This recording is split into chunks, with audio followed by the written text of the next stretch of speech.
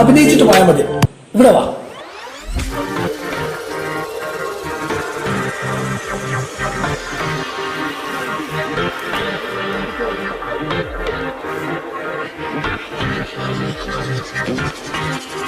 അല്ല സാർ, ഞാനിനി എന്ത് ചെയ്യണ്ടേ?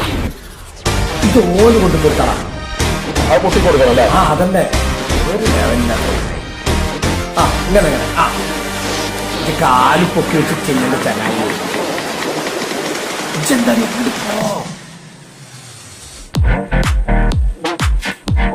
സൂപ്പർ സൂപ്പർ ആയിട്ട് നമ്മള് ഫിലിമിലെടുത്തില്ലേ, നീ നമ്മള് യൂട്യൂബിൽ വൈബാവും.